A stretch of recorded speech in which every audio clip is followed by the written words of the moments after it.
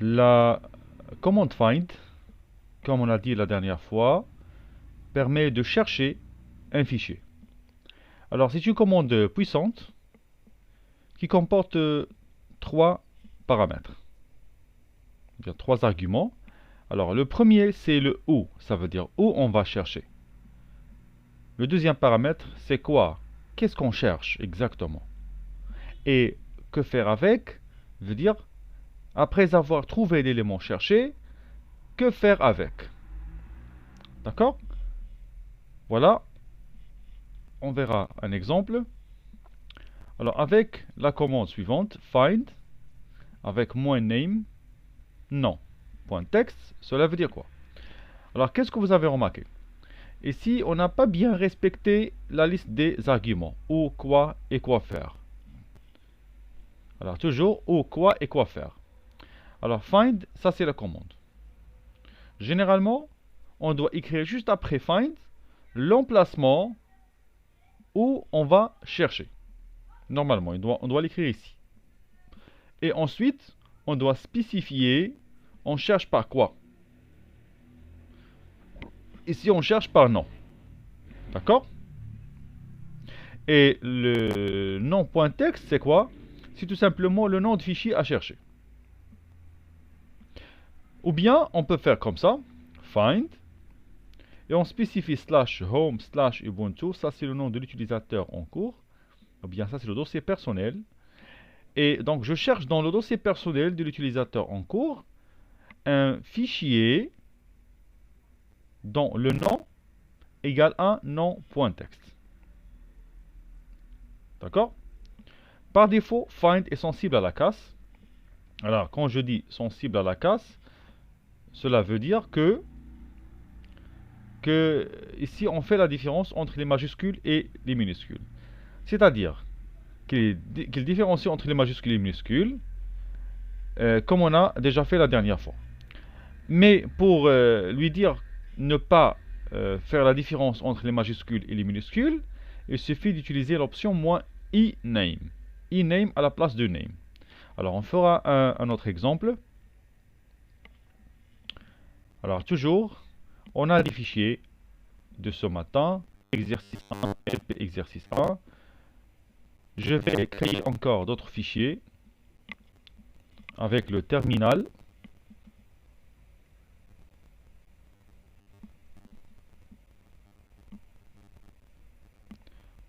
OK. Alors toujours maintenant, je suis sur le dossier personnel. C'est le tilde. D'accord? Ensuite, je passe vers le bureau par CD, bureau. Et ensuite, je vais créer trois fichiers par touch, file 1, file 2 et file 3. Entrée, voilà les fichiers, ils ont été bien créés en bas. Parfait. Alors, ensuite, je vais aller chercher un fichier. J'écris find, la commande find, comme ça. Et je cherche un fichier dans le name et exercice 1. Regardez, quand je tape entrée, qu'est-ce qu'il m'a renvoyé? /travaux dirigés, exercice 1, /exercice 1.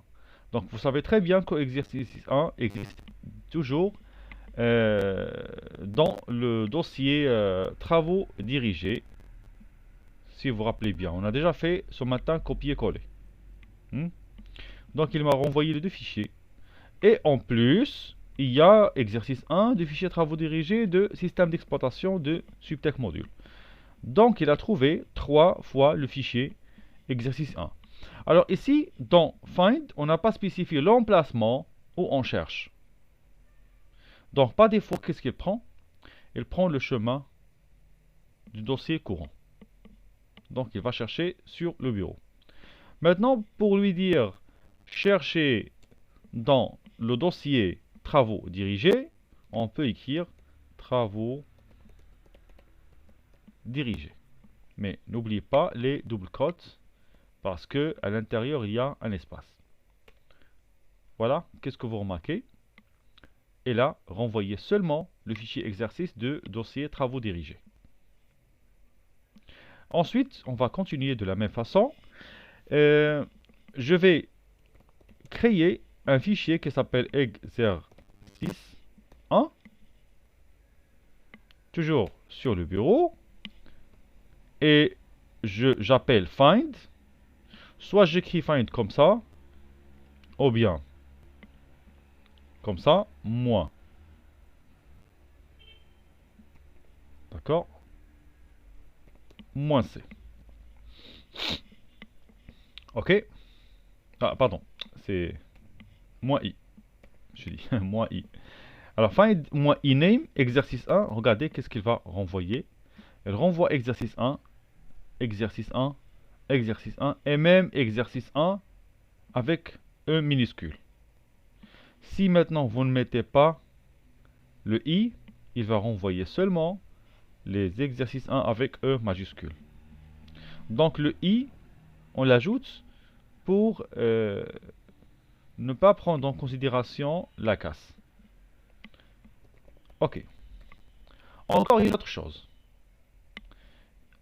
Un autre fonctionnement de name, de moins name, c'est que on peut écrire ici, par exemple, si vous écrivez exercice, on n'a aucun fichier qui s'appelle exercice. Donc, bien sûr, une variable en renvoyer. Alors, on peut mettre comme ça, exercice étoile. Ah, avec exercice étoile, regardez qu'est-ce qu'il a renvoyé. Exercice 1, exercice 1, exercice 1. Maintenant, je refais la même chose avec file. Donc, il n'a pas renvoyé file, parce que je n'ai pas un fichier qui s'appelle file. Mais quand je mets file étoile, qu'est-ce qu'il a dit? Find iname file étoile. Donc, on a fait presque la même chose que la commande précédente. Et find, qu'est-ce qu'il a dit maintenant? Les chemins doivent précéder l'expression file 2. Donc, sinon, on peut mettre les double quotes comme ça pour afficher le tout. Donc, généralement, il vaut mieux d'utiliser les double quotes comme ça pour éviter tout type de problème. Alors, find moins name, file étoile, cela va renvoyer file 1, file 2 et file 3. Alors, que signifie maintenant l'étoile? L'étoile signifie une suite de caractères, de 0 jusqu'à n caractères. Ça veut dire, on ne s'intéresse pas à la suite. L'essentiel est que le fichier doit commencer par le mot file. Et la suite, c'est étoile. Ça veut dire étoile, c'est libre. Donc, le fichier peut comporter n'importe quelle suite de caractères ici. Ok? Encore, une autre chose, je peux chercher, encore une fois,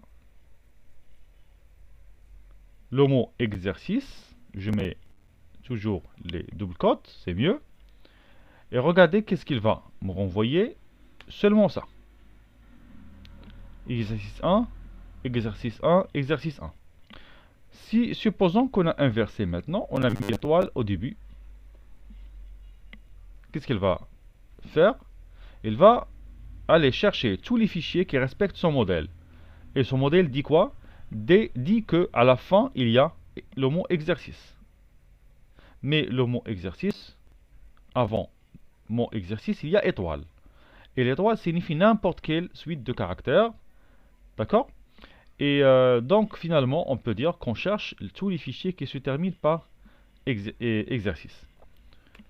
Et voilà, donc il n'a rien trouvé. Il n'y a aucun fichier qui se termine par exercice. Maintenant, si je mets exercice 1, maintenant, vous avez remarqué qu'est-ce qu'il a renvoyé. Il renvoie exercice 1 lui-même, parce qu'il respecte son modèle, parce que l'étoile signifie même 0, 0 caractère, ça veut dire le vide. Le vide, 1 caractère, 2 caractères, 3 caractères, jusqu'à n caractères. Ici, on a 0 caractère avant le E. Même ici, même là. Et voilà. Maintenant, LP, exercice 1. Donc, cela se termine bien par le LP. Alors maintenant, une question pour vous. Pour chercher tous les fichiers dont le nom comporte le mot exercice, quel que soit, au début, à la fin, au milieu, l'essentiel est que le mot, bien le nom de fichier, comporte le mot exercice. Alors donnez-moi s'il vous plaît, qu'est-ce qu'on devrait écrire?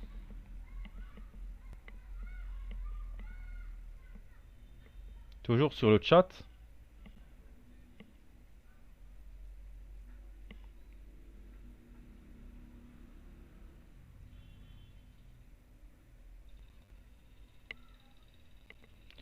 Oui, il a un riff, oui. Soukina, non, non, Salhani, non, c'est faux. Donc ta solution va renvoyer seulement les fichiers dont le nom est exactement exercice. Sarah, non, c'est faux. Regarde. Qu'est-ce qu'il faut faire? Tout simplement, il faut écrire comme ça. Find-name hein, et étoile, exercice étoile. Alors, cela veut dire quoi? Cela veut dire que le nom comporte le mot exercice. Peu n'importe, il commence par quoi? Peu n'importe, il se termine par quoi? L'essentiel, c'est l'existence du mot exercice. Voilà. Eh bien, si vous voulez encore ne pas différencier entre les majuscules et les minuscules, vous pouvez utiliser I. D'accord? Et voilà, comme vous avez remarqué, il m'a renvoyé plusieurs fichiers. Ok, parfait. Parfait. On commence maintenant une autre chose. Alors, on va maintenant chercher tous les fichiers dont la taille est supérieure à 4200 kilooctets. Alors, pour faire cela, on utilise toujours find et on met généralement l'emplacement où on va chercher. Et maintenant, à la place de "name", on utilise "size". Donc, avec "size", qu'est-ce qu'on précise? On précise la valeur, bien la taille de fichier. Alors, si vous mettez plus 4200, K, le K signifie, donc là, je dois écrire K minuscule, attention, c'est pas K majuscule, K minuscule. Là, on précise que la taille doit être supérieure, avec le plus là, c'est là on spécifie la supériorité, supérieure à 4200 kilooctets. Pour dire inférieur à 4200 kilooctets, on met à la place de plus, on met moins.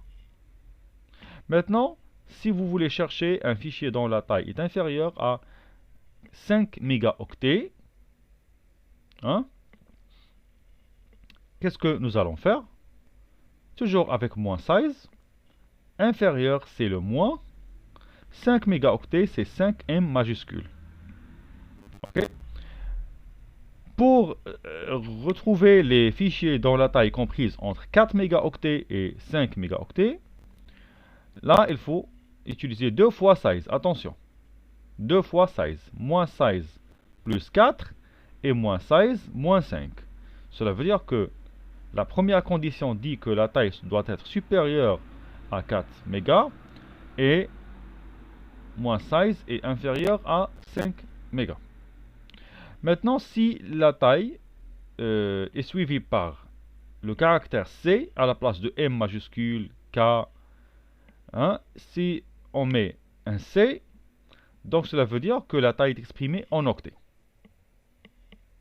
D'accord? Parfait. Alors, on va tester. Mais tout d'abord, il faut écrire quelque chose dans les fichiers file 1, file 2 et file 3. Donc, je vais mettre nano, file 1, et je vais écrire ici bonjour, ou bien j'écris tout simplement quelques lettres. 1, 2, 3, 4, 5, 6, 7, 8, 9.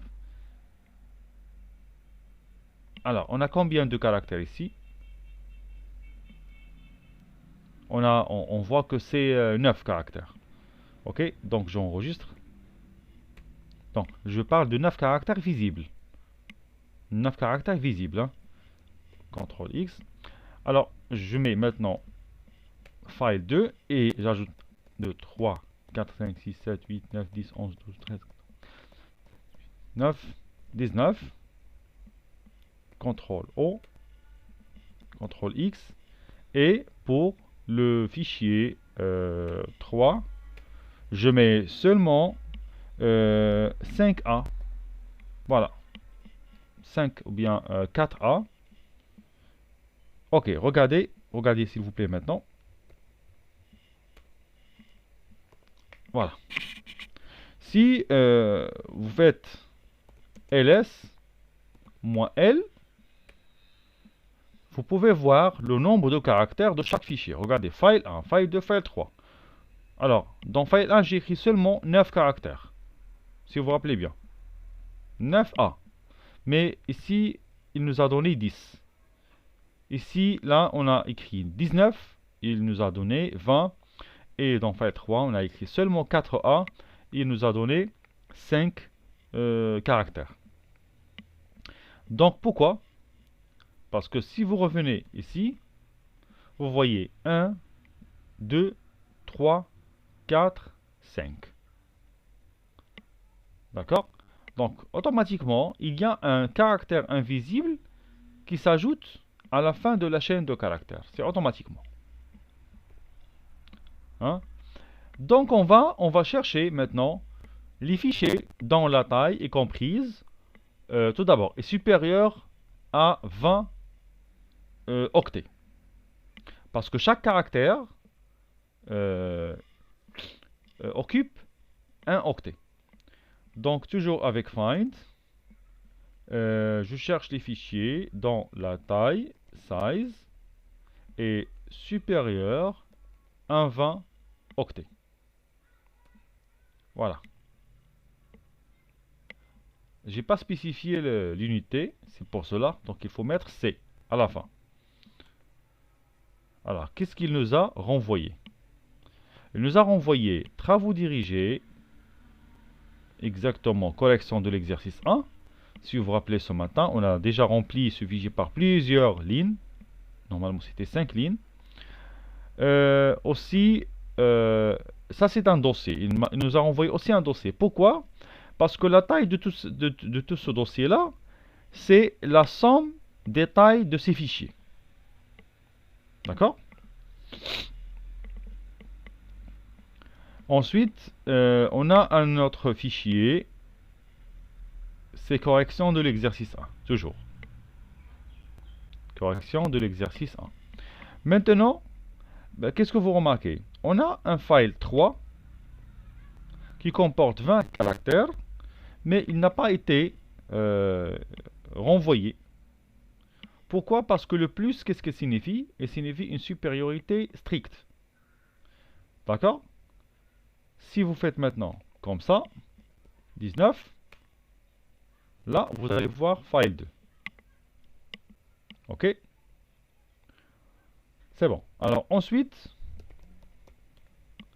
si vous voulez, on peut afficher seulement les fichiers dont la taille est inférieure à 20.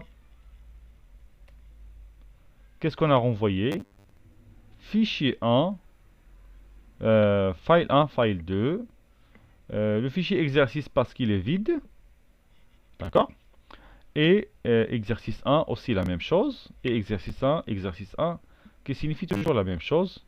Et aussi LP, qui contient la même chose que exercice 1. Et toujours, ce sont des fichiers vides. Et on a ajouté aussi file 1 et file 3, parce que leur taille est inférieure strictement à 20 caractères. Alors ensuite, si vous voulez afficher tous les fichiers dont la taille est comprise entre 3 et 15 caractères, il faut écrire ici supérieur à 3 et inférieur, toujours size, inférieur à 15 caractères. Entrée Donc, automatiquement, on ne renvoie que file 3 et file 1. Alors, ce sont les deux fichiers qui respectent bien sûr la contrainte de la taille. Mais n'oubliez pas, s'il vous plaît, ne faites pas comme la plupart, ils écrivent une seule fois size. Regardez, la plupart, qu'est-ce qu'ils font? Ils font comme ça. Et ça y est, ils croient que c'est juste. Non. Non, c'est faux. D'accord? Donc, il faut ajouter size deux fois. Size pour ce chiffre, pour cette valeur-là, et la deuxième size pour cette valeur-là. Ok. Alors, on passe maintenant vers une autre chose. On passe maintenant vers la date de dernier accès. Donc, avec access time, ça c'est le A, signifie access. On n'a pas seulement le A time, et on a aussi le M time. Modification time. C'est la date de modification et la date d'accès. Alors, on peut aussi retrouver les fichiers qui ont une date supérieure à, par exemple, à une semaine, ou bien supérieure à un mois, ou bien un an. Alors, avec aTime, vous pouvez indiquer le nombre de jours qui vous sépare du dernier accès à un fichier. C'est-à-dire, alors regardez, avec aTime, qu'est-ce qu'on fait? On précise quoi? On précise -1. Cela veut dire quoi? Hein? Il y a moins et il y a le plus. Alors le moins, ça veut dire moins inférieur à un jour. Donc, là, qu'est-ce qu'on cherche? On cherche tous les fichiers dans de dossier Ubuntu dont le nom commence par nom et que la dernière date d'accès est inférieure à une journée. Donc on peut faire un exemple, mais tout d'abord, regardez s'il vous plaît, pour modifier la date, on peut utiliser touche. Et voilà, maintenant il y a une autre commande, il y a une autre commande qui permet de modifier la date. Alors normalement, vous utilisez touch pour créer un fichier. C'est ce qu'on a l'habitude de faire. Mais maintenant, touch sert à modifier les données d'un fichier. Je pense qu'il y a une question. Oui, est-ce qu'on doit écrire qu'est-ce qu'on doit écrire si on a une taille égale à 20 caractères? Alors en fait, dans les systèmes d'exploitation, on ne trouve pas vraiment cette égalité. Alors si vous voulez une taille égale à 20 caractères, il faut tout simplement écrire comme ça. C'est plus 19 et moins 21. Voilà. C'est comme ça il faut procéder. Et alors, si vous mettez comme ça, find size 20 caractères, vous avez remarqué, cela renvoie exactement le nombre. Donc, le plus, c'est pour la supériorité, le moins, c'est pour l'infériorité. Vous pouvez utiliser plus 19 et moins 21, mais aussi vous pouvez utiliser 20 directement, égal à 20 caractères. Donc, pour l'égalité, on n'écrit rien. D'accord?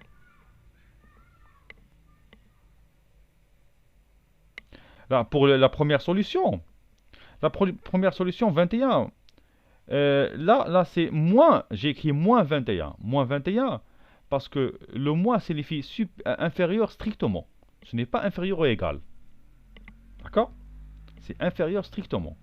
Et la valeur qui est inférieure strictement à 21, c'est 20. Et la valeur qui est supérieure strictement à 19, c'est toujours 20.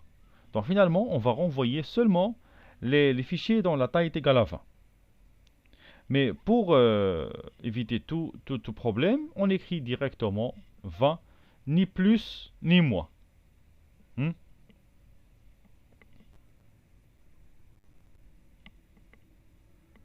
Ok.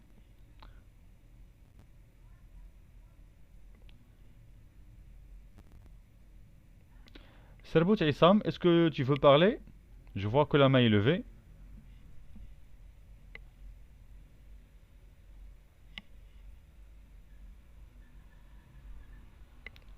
Ok, peut-être c'est par erreur.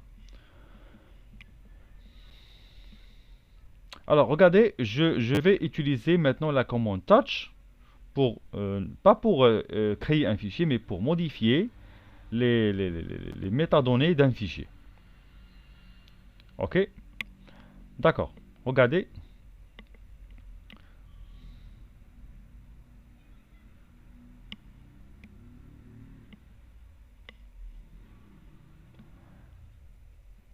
Tout d'abord, on a, on a une commande qui s'appelle stats. Hmm? Avec stats, je donne un nom de fichier. C'est mon fichier numéro file. Non, c'est file 1. Entrée. Regardez qu'est-ce qu'on trouve. On trouve un ensemble d'informations sur ce fichier-là. Ok. Alors, on a une date d'accès. Ça, c'est la date du dernier accès. Alors, elle est exprimée en date, jour, mois et année. Et c'est exactement ça. Alors, le dernier accès, c'était à 14h58 minutes 07 secondes. Et tout ce que vous voyez, ce sont des chiffres après les dixièmes et les centièmes et les millièmes et ainsi de suite. D'accord? Ce sont 10 millisecondes et ainsi de suite. Voilà, donc c'est 0,1. Peut-être c'est le milliseconde. Mhm. De même pour la date de modification, on trouve le même format. D'accord? Alors maintenant, regardez, je vais utiliser touch avec moins M, touch moins M, et je modifie la date. Je suppose, la date de modification, je spécifie par exemple 2020. Regardez le format. Je commence toujours par l'année, suivi du mois, toujours le mois 12. Et le jour, aujourd'hui, on est le 25, je mets le 24. D'accord?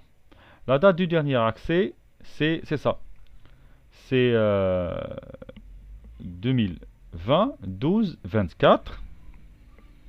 D'accord? Et ensuite, j'écris l'heure. On est maintenant à 15h11. Pour que la différence entre maintenant et la dernière date d'accès soit supérieure à un jour, donc je dois spécifier par exemple 15 à 15h00 ou bien à 15h 10 minutes et 20 secondes. Et je peux mettre ici quelques dixièmes, ou bien centièmes, ou bien millièmes. Donc c'est pas la peine. Ok.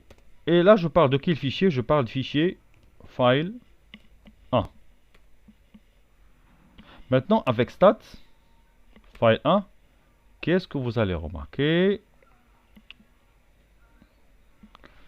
File 1. Je modifie la date de modification, c'est ça? J'ai mis le 24, normalement, 2012.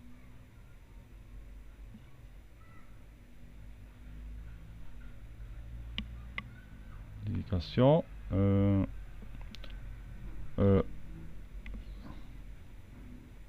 Oui. C'est ça, j'ai oublié.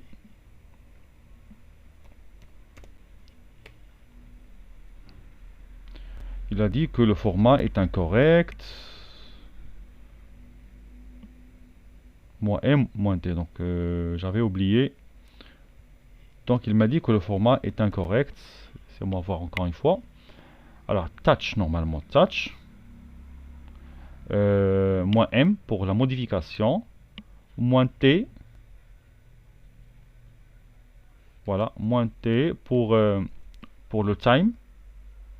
2020. le mois 12, le jour 24, ça veut dire hier, et ça c'est l'heure, la minute et la seconde. Normalement c'est ça. Donc il a dit que le format de date est incorrect.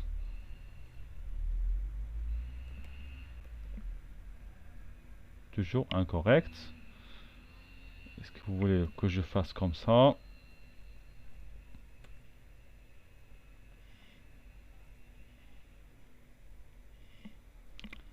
La date, donc je vais essayer de mettre la date d'accès à la place de la date de modification. Toujours même problème. C'est bizarre. Ce que j'ai oublié.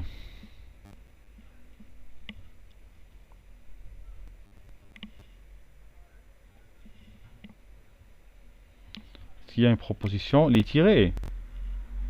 Mais je viens de mettre les tirés. C'est ça. Touch moins A moins T.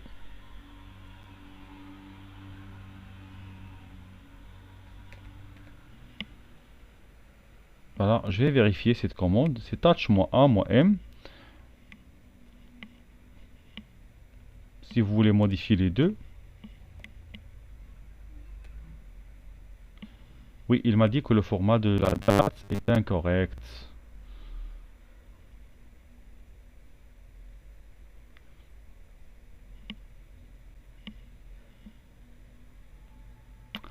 Peut-être que... Ah oui, oui, peut-être. Parce que... Oui, oui, c'est ça, regardez. Si revenez à stats, donc si vous revenez à stats, qu'est-ce que vous allez trouver? Là, il y a une date de création. D'accord? Bon, n'est pas mentionné. Donc, la date de création, on vient de créer le fichier. Donc, si on modifie la date, en mettant maintenant ici 25, ça veut dire aujourd'hui. Ah, toujours, même chose. Enfin, je sais pas comment.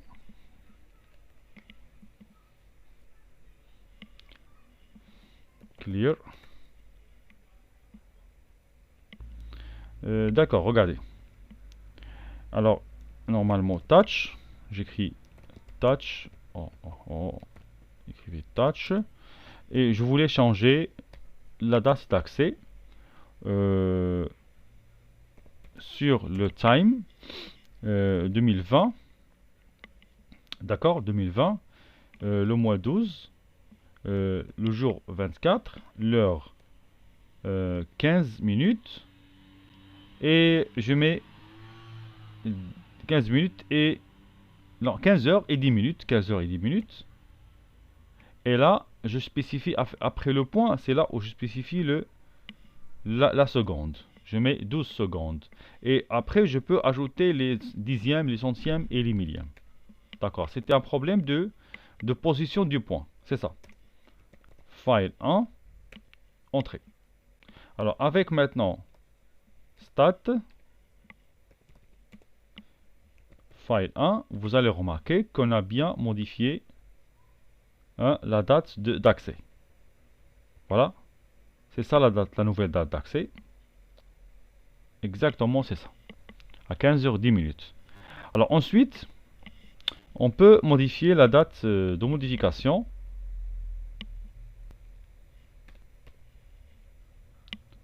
Et je prends la même date de modification. Et avec stats, j'aurai toujours le 24 à 15h10 minutes. Est-ce qu'il y a une question? Est-ce qu'on peut utiliser ATM? Oui, oui, oui, bien sûr. Oui. Alors, généralement, si vous avez ici moins M et moins T, vous pouvez utiliser directement MT. Voilà. Et si vous voulez aussi modifier la date d'accès, vous ajoutez un A ici. Donc, toujours la même chose. Maintenant, on va essayer de chercher les fichiers selon la dernière date d'accès et selon la dernière date de modification. Alors toujours avec find, toujours sur le bureau, je cherche avec la commande find et avec l'option quoi? Access time. Je cherche maintenant la date d'accès. Et là, je mets combien de jours? Je vais plus un jour. Ça veut dire que je cherche les fichiers non accédés depuis un jour. Je répète, atTime plus 1, ça veut dire les fichiers non accédés, ça fait un jour. Ça veut dire plus qu'un jour. On n'a pas vu, on n'a pas accédé à ces fichiers. Donc, il n'y a aucun fichier non accédé plus qu'un jour. Maintenant, essayons de modifier la date d'accès. Et là, je vais mettre à midi 10. Donc, la date d'accès au fichier file 1, la dernière fois, bien la date du dernier accès était hier à 12 minutes, bien à midi et 10 minutes et 12 secondes. Ok. Maintenant avec atTime, toujours, il n'a pas renvoyé. Oui. Si vous mettez 0 maintenant, donc il faut mettre 0, ça veut dire que c'est supérieur strictement à 0. Voilà. Parce que toujours le plus signifie supérieur strictement. Alors quand vous faites plus 1, ça veut dire supérieur strictement à 1. C'est-à-dire, c'est 2 et plus. Ça veut dire 2 jours et plus. Si vous mettez plus 0, ça veut dire c'est 1 et plus. 1 jour et plus. Et voilà, vous pouvez maintenant voir votre fichier 1.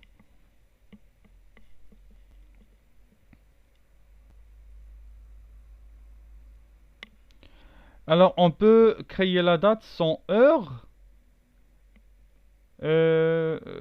Normalement, on n'a jamais essayé ça, mais on peut essayer maintenant. Ça n'empêche pas. Voilà, comme ça. Oui, il a dit que le format de la date est incorrect. Donc, il faut absolument ajouter l'heure et... hein, c'est obligatoire. Ok. Alors maintenant, je vais aller chercher, je vais aller modifier quelques dates d'accès pour les autres fichiers. Là, je travaille maintenant avec file 1. Dernier accès était le 23.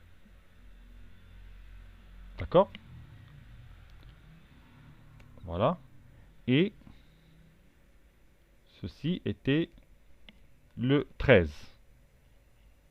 D'accord? Était le 13. Alors là, si vous remarquez, stat, file 1, vous allez quoi? La date d'accès était hier. D'accord? Ça veut dire c'est plus qu'un jour. Pour file 2, vous avez la date de dernier accès était le 13. Ça veut dire plus qu'une semaine. Ça veut dire plus qu'une semaine. Et pour file 3,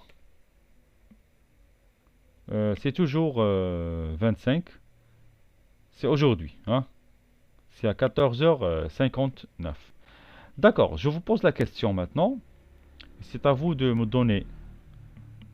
Oui, est-ce qu'on peut faire file étoile? Oui, on peut faire file étoile, mais à condition. Voilà. À condition d'ajouter name. D'accord? File étoile. Comme ça.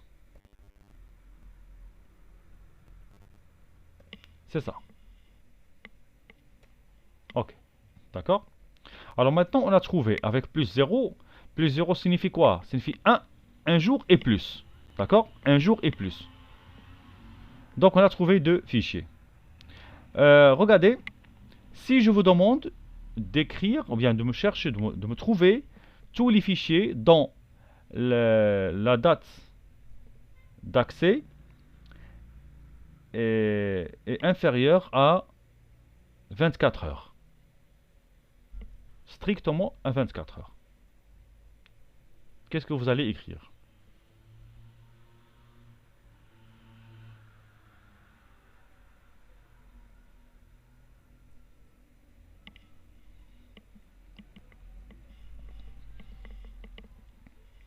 Allez-y, vous écrivez les réponses s'il vous plaît.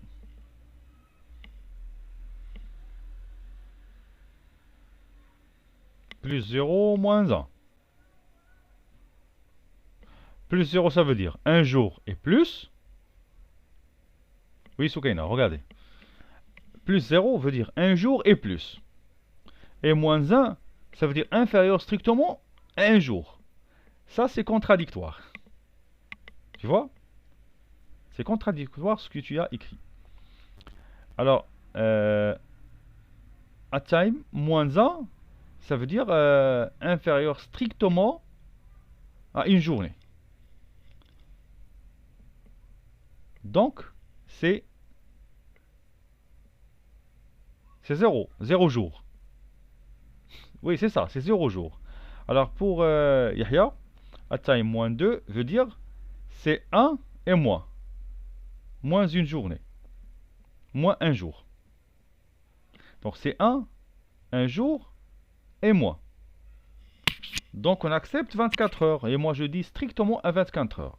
À 24 heures. Alors, regardez, on a combien de fichiers maintenant? Si je compte ici ls, moins l, file. Et c'est une question, est-ce qu'on a le droit de faire comme ça? Hein? Entrée, impossible, d'accord? Ne confondez pas, s'il vous plaît, les choses. Et donc, je dois écrire ici file 1, file 2 et file 3. Voilà.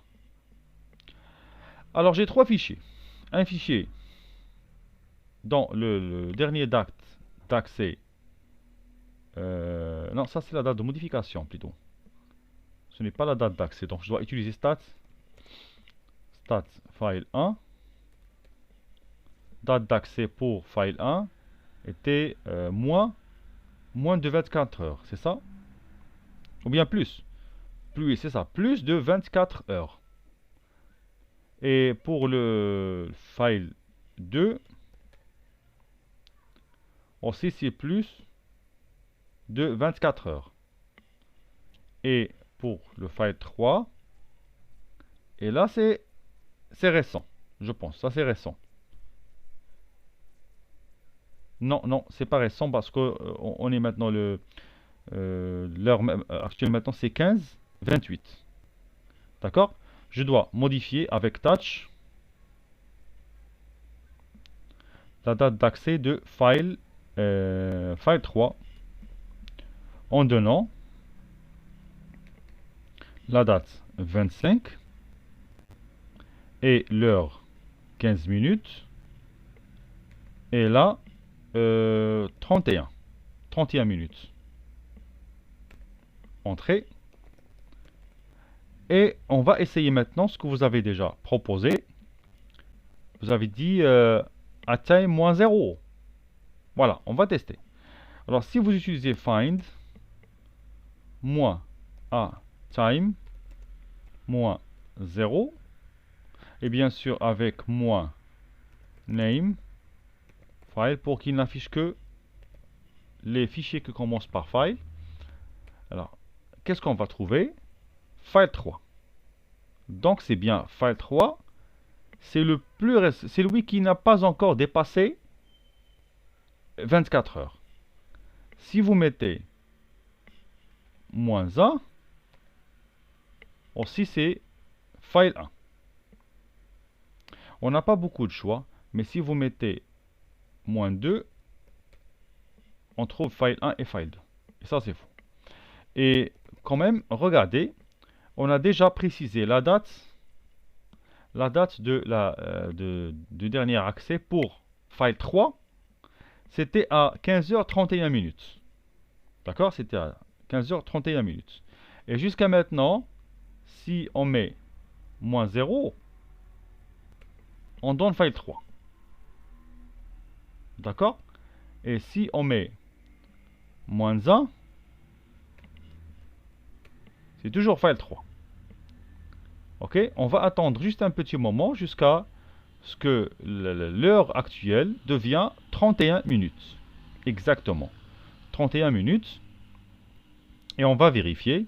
Mais peut-être c'est... Voilà, 31. On n'a pas encore arrivé à 12 secondes.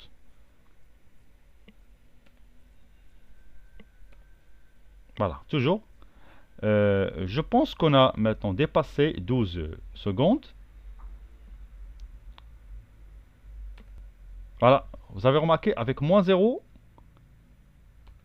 et avec moins 1, hein, on affiche file 3. Donc maintenant, quelle est la commande la plus juste? Est-ce que c'est moins 0 ou bien moins 1?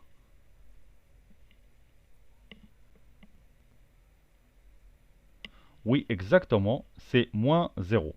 Alors moins 0 signifie moins strictement à 24 heures. D'accord?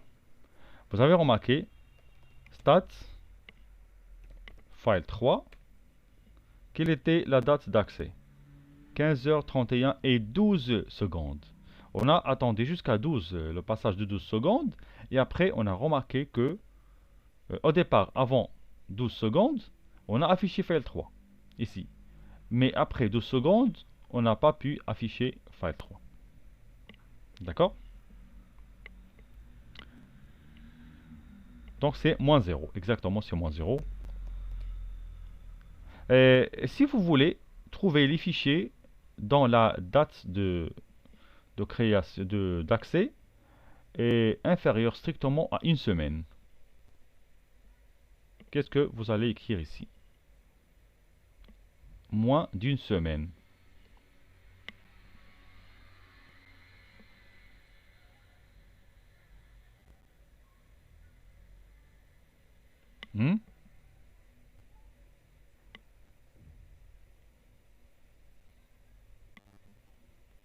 Allez-y, avec moins une semaine, qu'est-ce que vous allez écrire? C'est moins 6. Regardez, tout d'abord, on va modifier avec touch. Alors, on est le 25. Le vendredi dernier, c'était le 28. Pardon, le 18. Le 18. Alors, j'écris ici 18. Pardon, c'est 12. C'est le 12. Le 20, 12. 18. Et quelle heure? Maintenant, on est sur 15h33. Là, je vais mettre 15h35. Voilà. 15h35.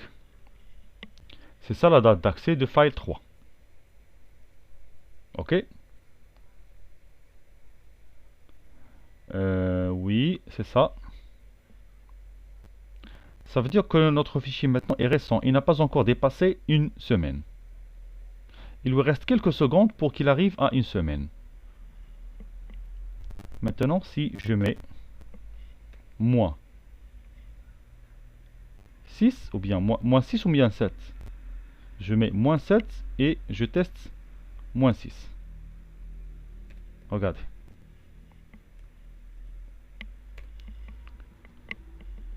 Qu'est-ce que vous remarquez? Alors, file 3 n'existe plus sur moins 6. Et on va attendre jusqu'à 35 minutes.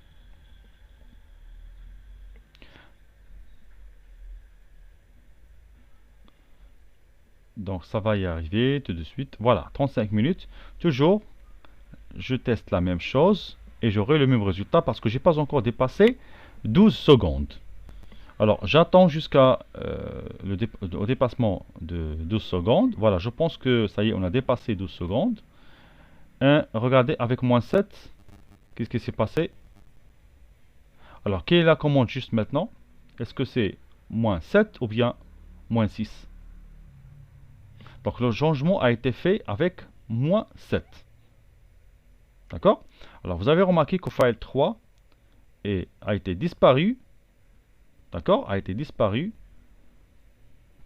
hein, avant, maintenant, lorsqu'on a dépassé une semaine. Donc, lors de 15 heures 35 minutes et exactement 12 secondes, là, l'ancienneté de file 3 a devenu une semaine. Voilà, donc c'est comme ça, on peut travailler. Donc il faut juste faire des exemples chez vous. Et on continue maintenant avec une autre chose.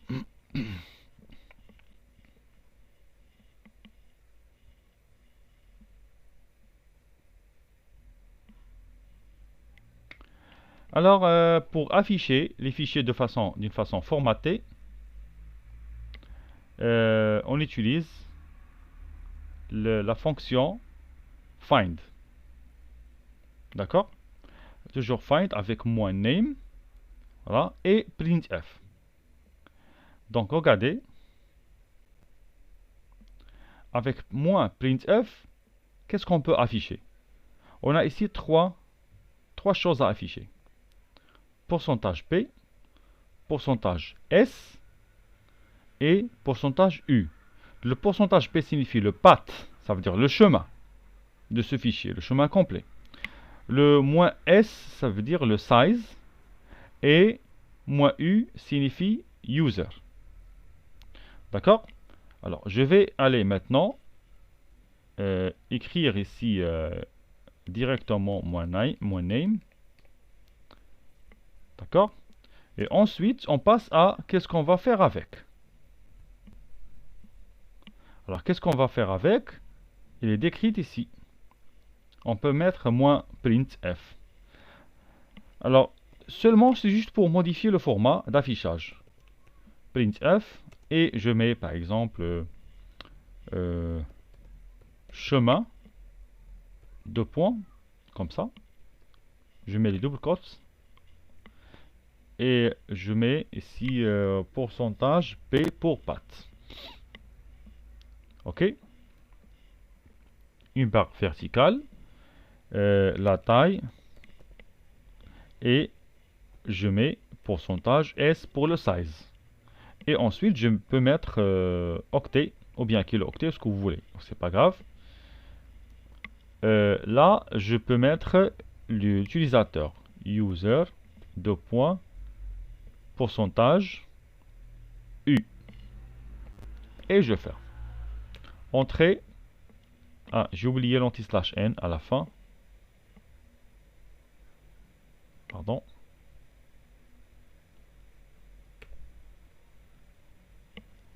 Voilà, c'est ça. Anti/n. Toujours avec printf. Entrée, voilà. Qu'est-ce que vous avez remarqué? Chemin, deux points. Point, file 2. La taille, c'est 20.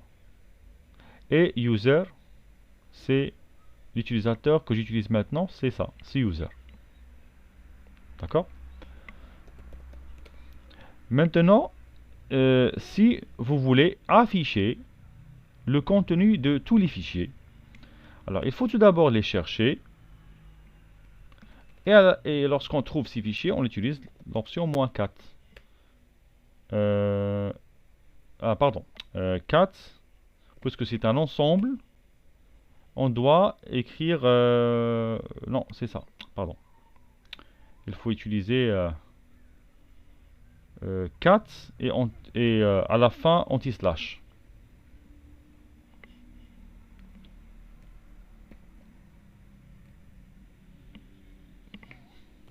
Point virgule, voilà. Donc je refais clear. C'est 4. Anti/ pour exécuter. Ah non, c'est pas ça. Désolé. Il faut séparer un petit peu. Parce que la commande ne doit être jamais attachée aux arguments. Donc toujours il faut mettre les espaces. Mais, pardon, j'ai oublié encore le point virgule. Prédicat inconnu 4. Normalement 4 c'est pour l'affichage. -name. Alors, je vais essayer à voir ici. Ah, pardon, c'est exec. J'ai oublié. C'est .exec4. C'est ça. Exec4. Donc, lorsque vous voulez appliquer une fonction, bien une commande sur le résultat de find, on appelle -exec et on écrit la commande. Voilà. Et comme ça, on peut voir le contenu des trois fichiers.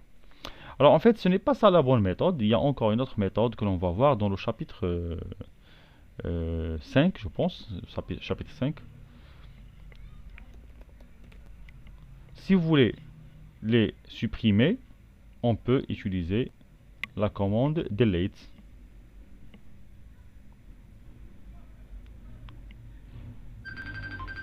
Directement la commande delete.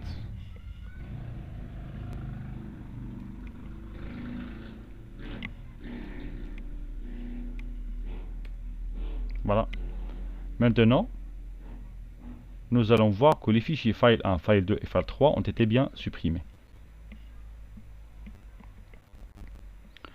Ok. C'est bon. Alors on passe maintenant faire une autre chose. C'est le chapitre numéro 4, la gestion des utilisateurs sous Linux. Alors c'est un chapitre très simple, très facile.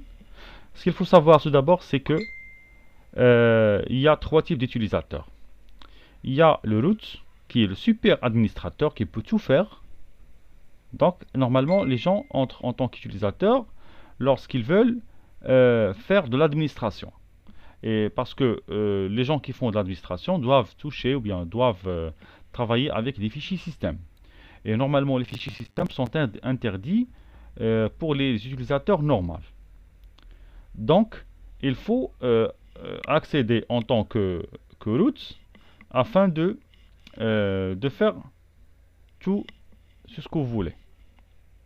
Ok? Il y a aussi les comptes système. Ça, ce sont des comptes normalement non accédés par un être humain. Ce sont les programmes qui utilisent les comptes système. D'accord? Ces comptes système n'ont pas de mot de passe, donc il n'y a pas de possibilité pour accéder vous-même en tant qu'utilisateur normal à un compte système. Alors, juste pour l'exemple, il y a des programmes qui sont lancés, hein, ou bien des services qui sont lancés sur le système d'exploitation. Et c'est pas vous qui lance ces programmes. Donc ce sont d'autres utilisateurs qui lancent ce programme. Et ça, ce sont des utilisateurs qu'on les crée lors de l'installation de ces programmes. Par exemple, lorsque vous achetez une imprimante, vous branchez votre imprimante et supposons qu'il y a un programme d'installation de pilote à l'intérieur de la mémoire de l'imprimante.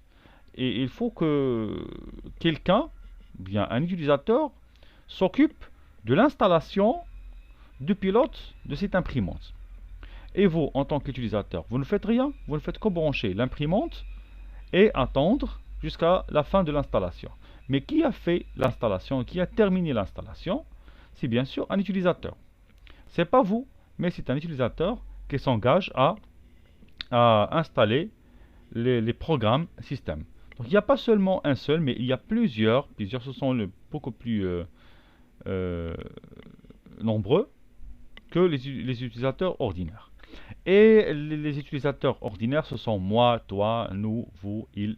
Ce sont les êtres humains qui utilisent les programmes, bien, et qui utilisent le système. D'accord? Alors, ce qu'il fallait savoir, c'est que le root possède un user ID. Tout type d'utilisateur possède un identifiant pour identifier l'utilisateur dans Unix. Alors, par défaut, le root possède le user ID 0. Et les comptes système possèdent un user ID compris entre 1 et 999. D'accord? Et pour les comptes ordinaires,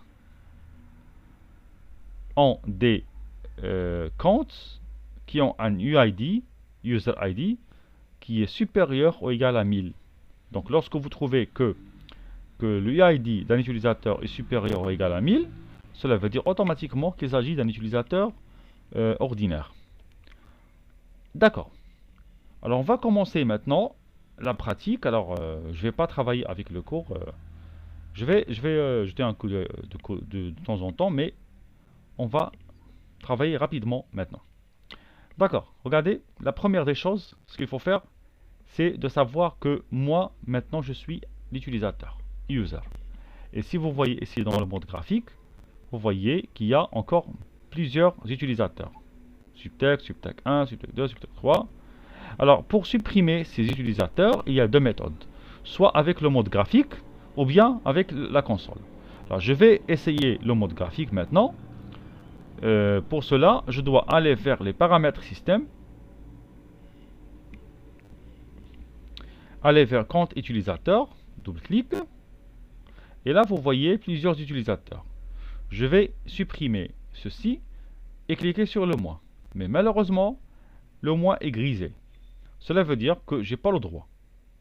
Donc, qu'est-ce qu'il faut faire? Il faut déverrouiller. Déverrouiller maintenant. Là, il me demande de taper le mot de passe de user. Je le tape. Voilà. S'authentifier. Et maintenant, les boutons plus et moins sont fonctionnels. Je supprime.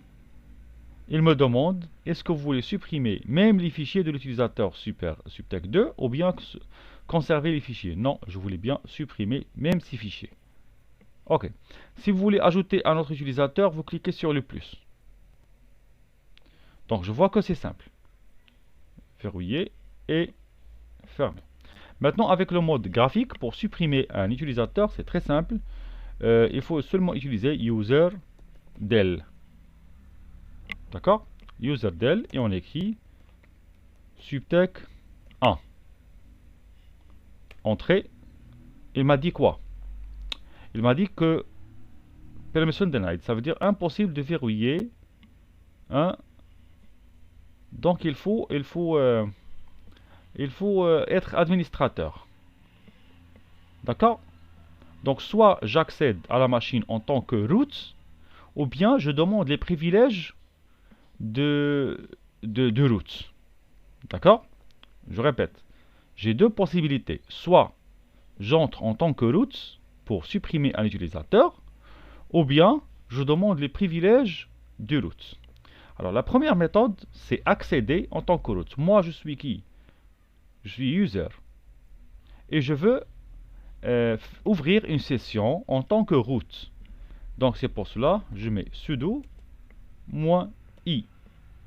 Donc avec sudo -i, entrée, il me demande de saisir le mot de passe de user et pas le mot de passe de root. Donc je saisis. Et voilà, regardez, je suis root. Et qu'est-ce que vous remarquez maintenant? Vous remarquez que le symbole a été transformé en dièse à la place de $. Parce que $n'est pas un super administrateur, c'est seulement le dièse. Maintenant, j'ai routé mon système. J'ai routé mon système. Bien sûr, vous pouvez, si vous avez déjà entendu le mot router sur les smartphones. Router un smartphone, ça veut dire avoir tous les privilèges pour faire tout ce que vous voulez sur votre smartphone. Et le problème, c'est que si vous installez une application depuis un site web autre que le site Play Store, cette application n'est pas agréée par Google. Et cette application pourra demander les privilèges de root. Mais regardez, ça c'est risqué. Parce que cette application pourra, vous pouvez router votre smartphone et par la suite installer l'application qui demande des privilèges de root pour faire des choses malveillantes. Donc c'est pour cela, les fabricants des smartphones, toujours, ils fabriquent des téléphones avec un simple utilisateur dollar, c'est pas root. Root, ça reste pour les personnes avancées en tout ce qui est manipulation des smartphones. Et même Unix. Hein. Alors, je vois que cette méthode d'accéder en tant que root, c'est déconseillé. Parce que vous pouvez par hasard faire une opération qui pourra détruire ou bien supprimer quelques fichiers système. Et finalement, vous ne pouvez pas démarrer votre système. Mais quand même, Si je mets user del subtech 1, qu'est-ce qu'elle a dit? User del, le groupe subtech 1 n'a pas été supprimé car ce n'est pas le groupe primaire de l'utilisateur subtech. Oui, oui, oui. Donc il faut passer à la partie groupe pour comprendre ça. Alors par la suite on va supprimer ça, mais après. Supprimer subtech 2. Il a dit que subtech 2 n'existe pas. Et subtech 3. Oui, c'est bon, il a été supprimé. Maintenant, on a combien d'utilisateurs? Ah oui, on a seulement subtech. Oui, seulement subtech. Si vous voulez encore supprimer subtech, sans utiliser le compte root, sans accéder en tant que root, je reviens tout d'abord à user par la commande exit. Exit, ça veut dire je sors du root et voilà. Maintenant, je vais supprimer l'utilisateur subtech. Comment? Sans accéder en tant que root, en utilisant seulement sudo. Alors sudo, c'est un mot-clé qui permet de dire, qui veut dire accéder en tant que root. Ça veut dire appliquer la commande en tant que root. Et là, je choisis, eh bien, je choisis la commande user del et subtech. Entrée. Ah oui, oui, c'est ça. Donc, c'est le même utilisateur. N'a pas été supprimé. Donc, il faut tout d'abord supprimer. Ah, pardon, pardon. Il a été supprimé. Oui, mais c'est le groupe, c'est son groupe qui n'a pas été supprimé. D'accord? L'utilisateur a été bien supprimé, mais son groupe n'a pas été supprimé. On va voir comment supprimer un groupe. D'accord? De la même façon, c'est toujours sudo groupe del. Et je pense que le groupe de subtech était info. Voilà, c'est ça. Peut-être on a aussi un groupe maths, si je me rappelle. Ah, maths n'existe pas. Donc, on a seulement info. Alors, on a vu maintenant comment supprimer les utilisateurs. Nous allons voir maintenant comment ajouter les utilisateurs. Alors, j'ajoute un utilisateur par la commande user add. Et avec user add, je dois normalement spécifier le nom de l'utilisateur. Je spécifie le nom SMI1. D'accord? Et avec cette méthode, je ne peux pas vraiment insérer un utilisateur d'une façon, soi-disant, juste. Regardez, user add, il a dit tout d'abord permission denied. C'est pour cela, je dois ajouter un sudo avant. Entrée, oui, il a ajouté SMI1. Si vous voyez ici, vous voyez même votre utilisateur SMI1. D'accord? Alors, c'est très simple d'ajouter un utilisateur.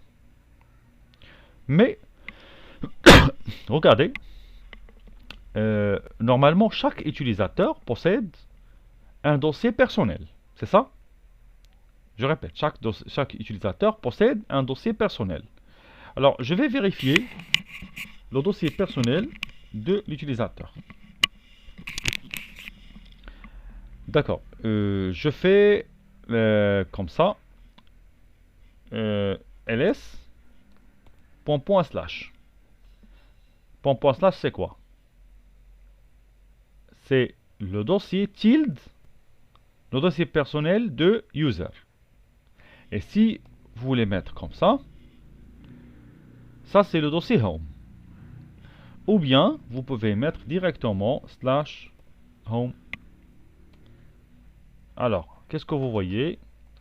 Vous voyez qu'il y a encore des dossiers subtech qui n'ont pas été supprimés. Vous voyez? Des dossiers subtech qui n'ont pas été supprimés. Alors, qu'est-ce qu'il faut faire pour les supprimer? On a supprimé les utilisateurs, mais leur dossier personnel persiste. Alors, pour supprimer, donnez-moi la commande pour supprimer ces 3. Eh bien, c'est 4. La commande c'est rapidement, rapidement.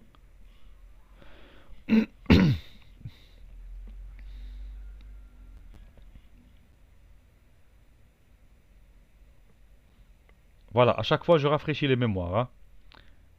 Oui, Aishata, c'est rm moins r. Parfait. C'est ça, c'est rm.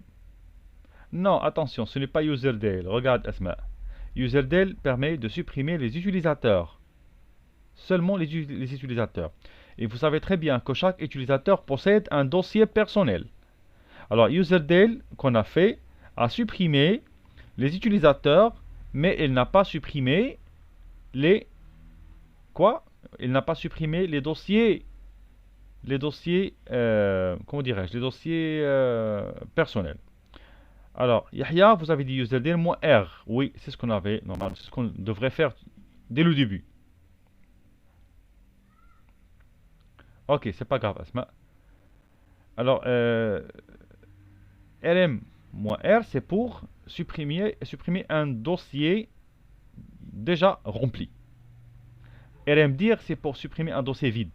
Mais puisque notre dossier personnel des autres utilisateurs Subtech est déjà rempli par le bureau et peut-être le bureau contient d'autres choses, vaut mieux d'utiliser rm-r.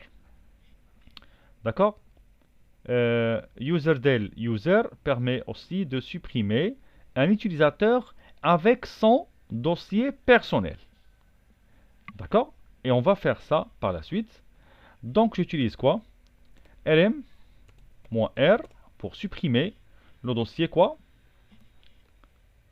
Slash home slash. Alors là j'écris un chemin absolu. Subtech. D'accord? Est-ce que j'ai le droit maintenant de faire étoile? Subtech étoile. Ah bon. Qu'est-ce qu'il m'a demandé? Descendre dans le répertoire protégé en écriture? Je lui dis oui. Est-ce que vous voulez supprimer? Oui. Supprimer? Oui. Supprimer? Oui. Toujours permission non accordée? Et non. Donc, qu'est-ce qu'il faut faire? Il faut commencer par sudo. Alors, pour quitter, j'utilise la combinaison de boutons CTRL-C, clear. Maintenant, je reviens vers rm-r avec sudo. D'accord? Pardon. Je peux mettre ici les doubles codes, c'est mieux. Qu'est-ce qu'il a dit? rm, impossible de supprimer home, subtech, étoile, car aucun fichier ou dossier de ce type. Oh non. Ça marche pas, vous voyez? Et maintenant, ça marche. Maintenant, ça marche. Alors, si vous voyez maintenant ls home, vous allez trouver subtech et user. Ah oui, il a supprimé dès le départ, mais l'utilisateur subtech n'a pas été supprimé. Pourquoi? Parce que tout simplement, subtech ici commence par S minuscule. Et pour le supprimer lui-même aussi, je fais comme ça. Et ls home nous donne seulement l'utilisateur user. Non, c'est clear. Alors maintenant, pour ajouter un nouvel utilisateur, je vais ajouter par user add SMI. Alors regardez, user add SMI. Ah, toujours, je dois mettre sudo. Regardez.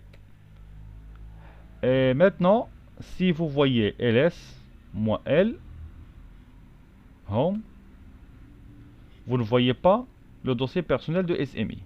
Sachant que ici, vous pouvez voir SMI et SMI1. Vous voyez? On a deux autres utilisateurs qui existent, mais sans dossier personnel. Donc, comment les créer avec un dossier personnel? Alors, je recommence et je supprime ces deux par user del. D'accord? Et je mets SMI, SMI1, pardon, c'est peut-être virgule. Ben, non, non, non, il faut écrire juste un seul userdel. Alors, il faut ajouter sudo, toujours, il faut mettre sudo parce que user n'a pas le droit pour lui pour modifier, bien pour modifier quelques fichiers système. Alors userdel maintenant SMI1 et voilà. Alors maintenant je recommence dès le départ et je peux mettre maintenant user add et j'ajoute l'option "-m". L'option "-m" permet de créer le dossier personnel. D'accord? Je mets SMI 1. Toujours, regardez, j'oublie. Vous savez pourquoi? Parce que j'ai l'habitude de travailler avec roots. Sudo. Ok, c'est bon. Maintenant, essayons de voir si le dossier personnel existe ou non. Et voilà, ça marche. Vous pouvez le voir. Si vous voulez que le nom de votre dossier personnel soit un autre nom autre que le nom de l'utilisateur,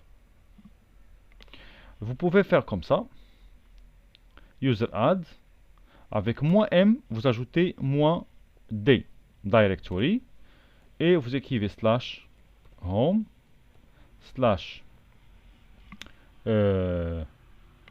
/SMI1.